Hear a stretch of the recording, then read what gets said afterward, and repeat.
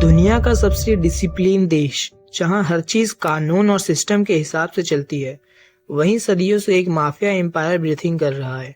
सरकार जानती है, पुलिस जानती है, यहाँ तक कि मीडिया भी जानती है, लेकिन फिर भी कोई इन्हें मिटा नहीं पाया है। इनका नाम है याकुजा। ये सिर्फ एक गैंग नहीं, बल्कि जापान की सोसाइटी में गहराई तक जड़ा हुआ एक सिस्टम है।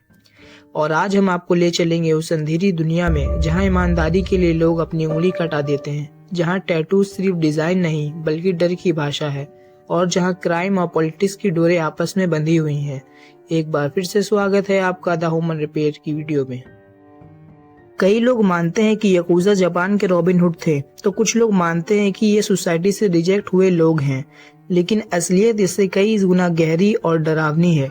आज की कहानी शुरू होती है 17वीं सदी से, जब टोक्यो को ईडो कहा जाता था और जब जापान का सबसे बड़ा सच यही था कि कुछ लोग हमेशा सिस्टम से बाहर रहेंगे।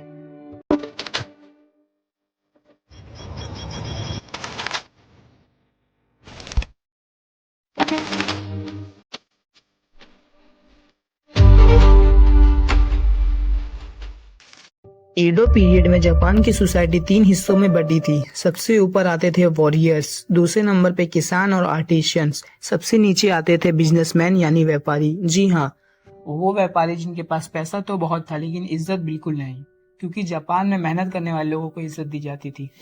इन्हीं के साथ गैम्बलर्स यानी जुआ खेलने वाले लोग भी सोसाइटी से बाहर फेंक दिए गए। इन लोगों को हाइनीन यानी नन पीपल कहा जाता था। सर्वाइवल के लिए इन्होंने अपने नेटवर्क्स बनाने स्टार्ट किए और मार्केट में छोटे छोटे वेंडर्स, फेस स्टॉल लगाने स्टार्ट किए।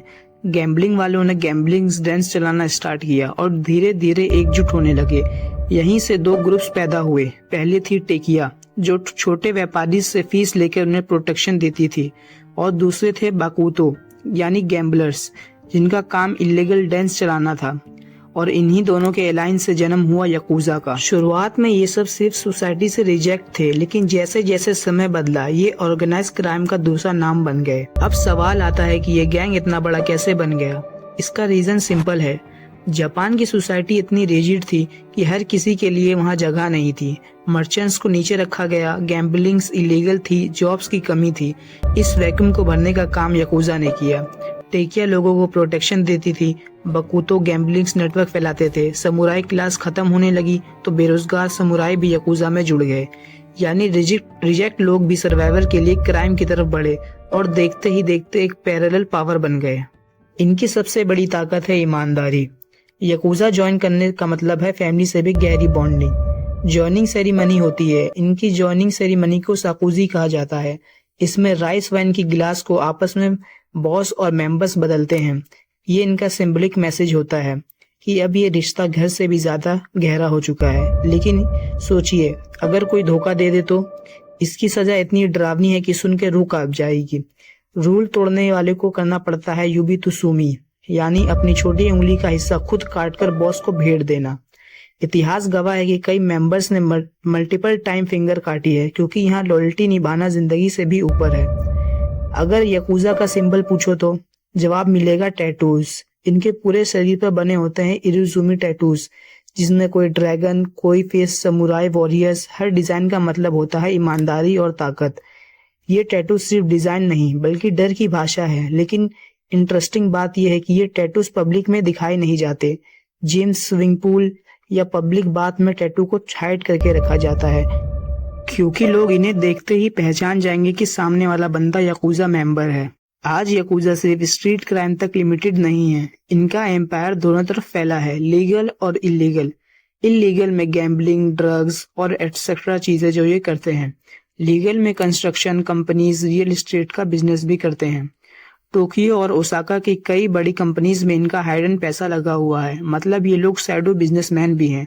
और हैरान करने वाली बात यह है कि ये सब ओपनली करते हैं। इनके पास ऑफिस होता है, विजिटिंग कार्ड्स होते हैं। सोचिए, आप किसी बिजनेसमैन से डील कर रहे हैं और आपको बाद में पता चले कि वो याकुजा का मेंबर है।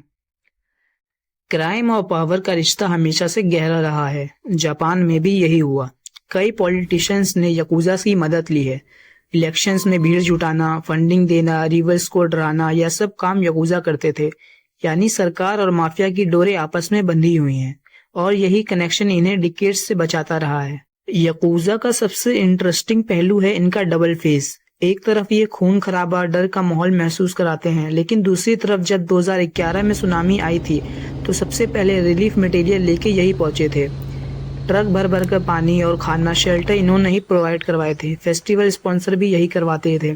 लोकल कम्युनिटीज को सपोर्ट भी करते थे, यानी सोसाइटी के सामने ये खुद को नेसेसरी इविल की तरह पेश करते हैं, अपराधी भी मददगार भी। और इनका यही पहलू इन्हें इतना रहस्यमय बना देता है।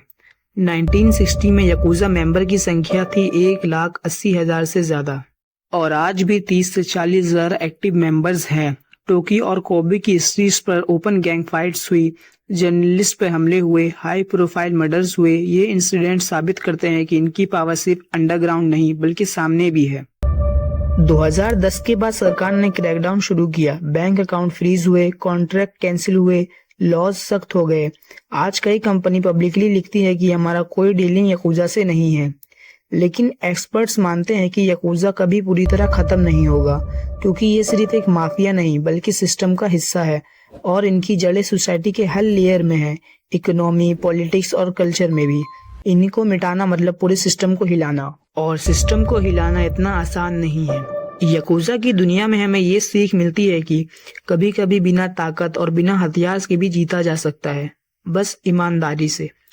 अगली वीडियो में हम बात करेंगे SS मॉर्गन शिप की, जिसमें कई लोग अचानक रहस्यमय तरीके से मर गए।